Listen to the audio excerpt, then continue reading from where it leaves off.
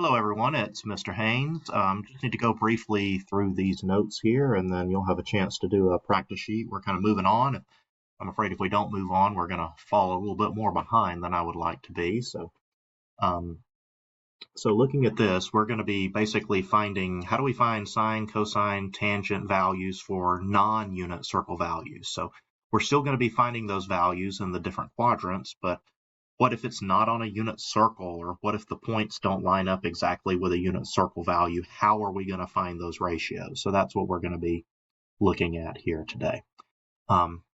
So taking a look at the blue box first, you'll notice there's a picture of an angle over here to the side that I am circling here, so you can take a look at that. And you'll notice that the angle is rotated, just like the ones that we've studied before. You'll notice that there is a point there.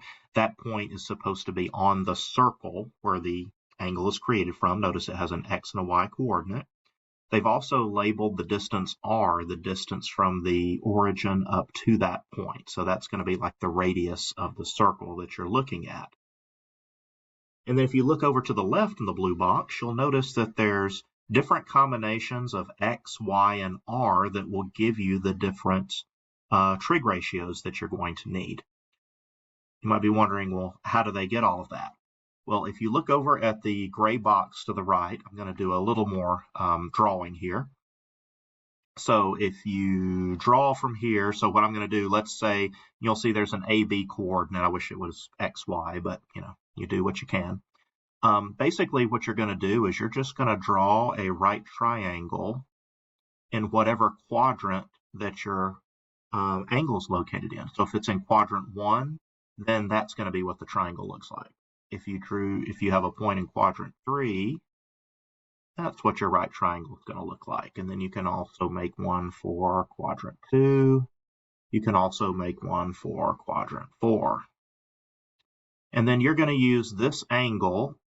Notice this is the reference angle, but it's this little acute angle that is near the origin point, and that's going to be your angle of reference. And what you're going to do is you're going to use these triangles to get the ratios. So notice the adjacent side is going to be the x length, and it could be positive or negative depending on where the point is located.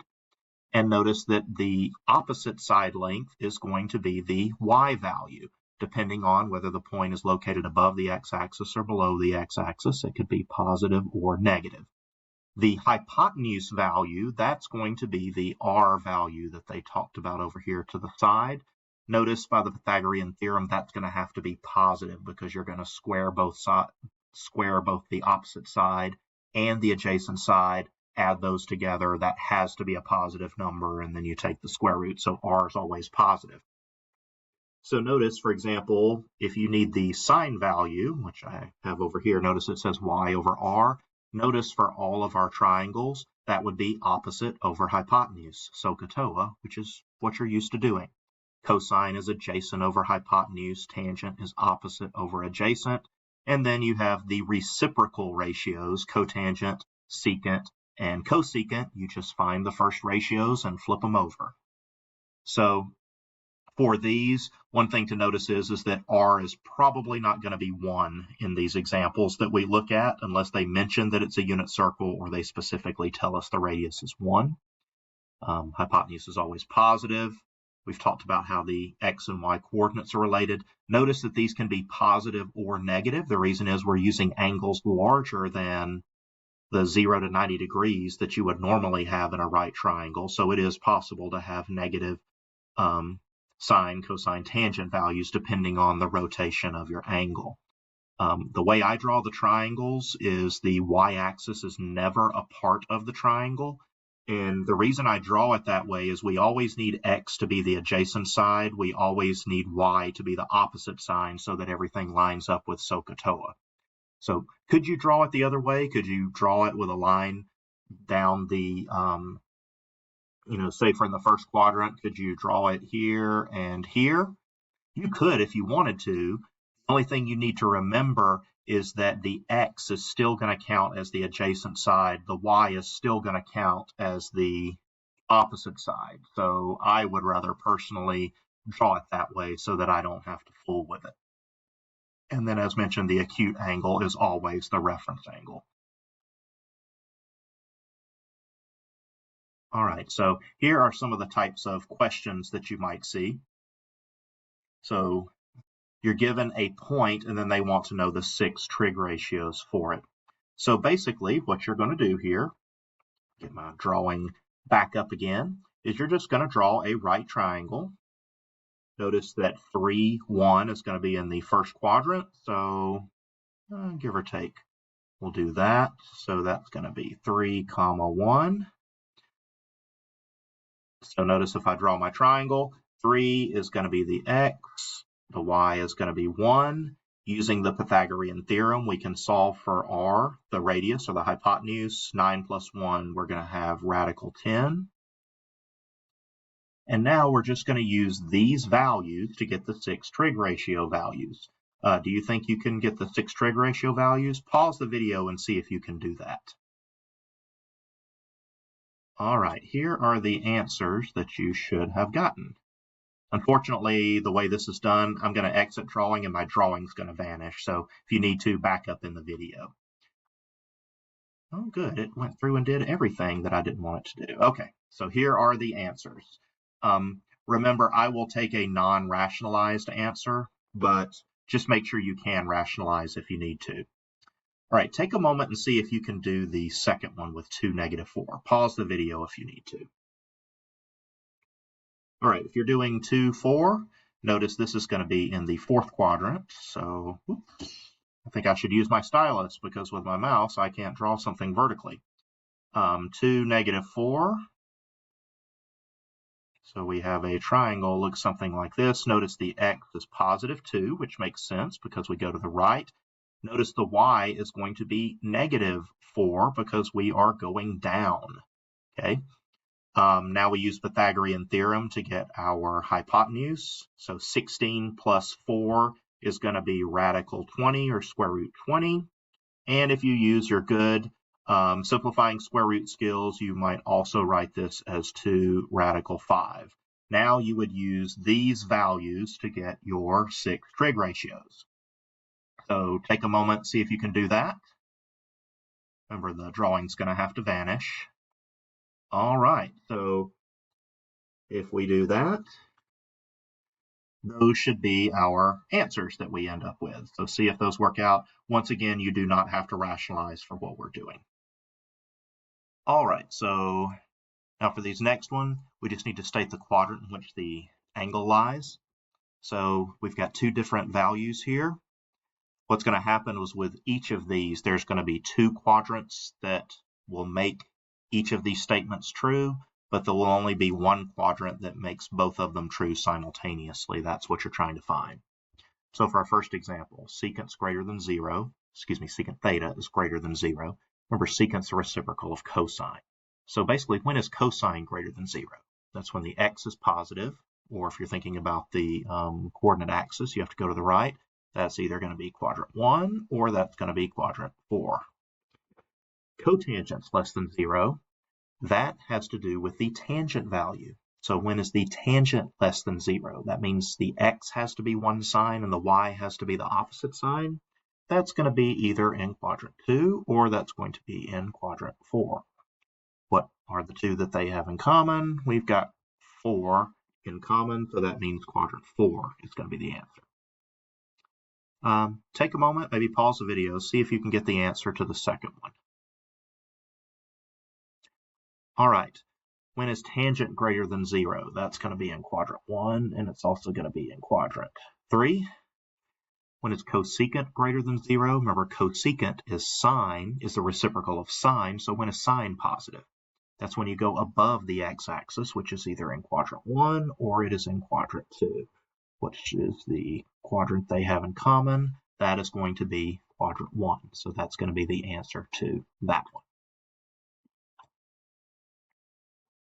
All right, next, find the values of the 6 trigonometric functions, and we have this. So first thing to notice is that we've got the cosine value only. Notice it's given to us as a fraction. When you get that fraction, you want to be thinking of a triangle. Remember, cosine is adjacent over hypotenuse, so we know 2 of the sides. But remember, cosine is negative in two different quadrants, either in quadrant 2 or quadrant 3. So where do you draw your triangle? Notice you have to be given a second hint. It tells you that theta lies in quadrant 3. So that means we need a quadrant 3 triangle. So if I were to draw my axes, a quadrant 3 triangle is going to look like this. I know it's not proportional, but that's okay. Now remember, the opposite side we know the adjacent side has to be 4, and then we know the hypotenuse has to be 5. But notice we have a negative. Which one of these is negative? Well, the 4, since it goes to the left, is going to be negative. Also remember, the 5, the hypotenuse, must always be positive. So what is our missing side? First thing to notice is that it's down, which means it's going to be negative. And then if you do Pythagorean theorem, or if you know your Pythagorean triples, you should be able to figure out that this side is 3. But since it's down, it's going to be negative 3. Now we're just going to use our angle that we have here for our reference, and we're going to use that to find our 3 trig ratios. Our 6 trig ratios. Sorry, that disappeared really quick. Go back in the video if you need to, but your answers would be these. And you can see these are all just opposite over SOHCAHTOA values, basically.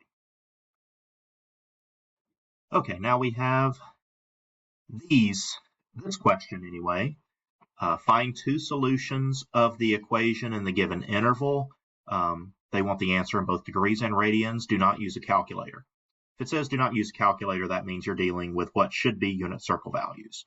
So what are we solving for?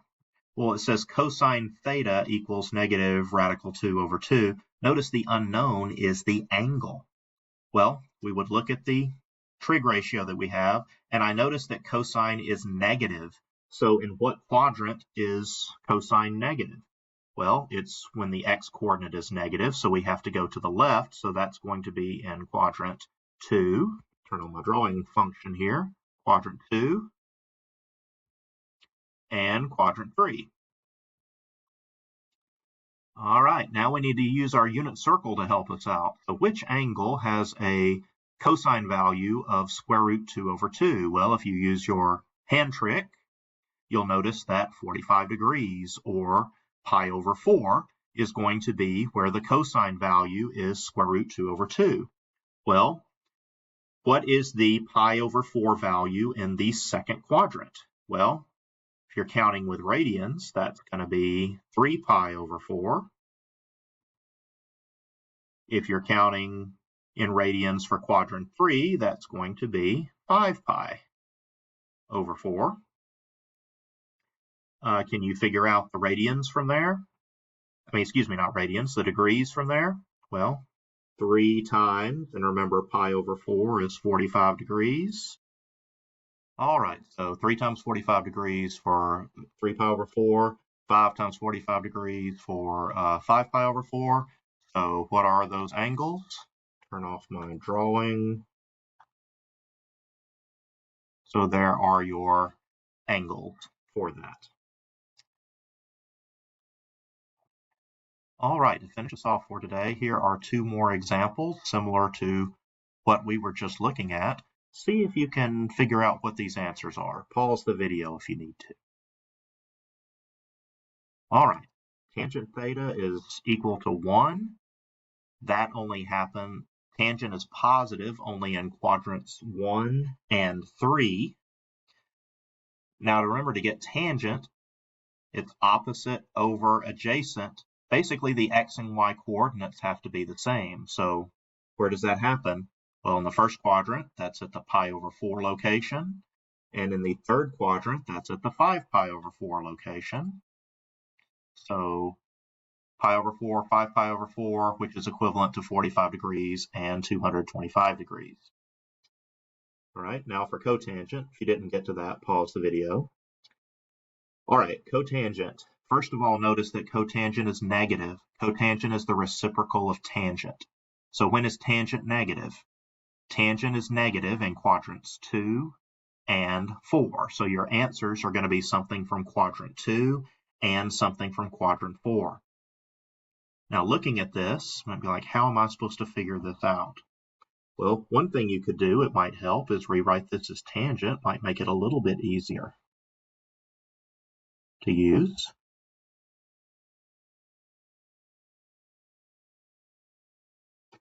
All right. Oh, Mr. Haynes, this isn't helping much. Okay, well, remember, we're using unit circle values, right? Well, let's think unit circle values. Think about your unit circle values. What could you put in the numerator? What coordinate could you put in the numerator and in the denominator that would give you this? Well, how about if you did 1/2 over square root 3 over 2? Wouldn't that do it? So basically, quadrant 2, quadrant 4, use your hand trick. When is the sine value 1/2? When is the cosine value square root 3 over 2? That's at the pi over 6 location. So we need the pi over 6 angle in quadrant 2, and we need the pi over 6 angle in quadrant 4. Do you know what those are? Well, let me turn off my little drawing menu here. So that's going to be 5 pi over 6 in quadrant 2, 11 pi over 6 in quadrant 4. 5 times 30 is 150. 11 times 30 is 330 degrees. All right, that should be what you need. Please try to complete the practice exercises that are there. You should have an answer key document available if you need that as well. Contact me if you have any questions or ask me questions when we next see each other. Hope you have a good day. Stay warm.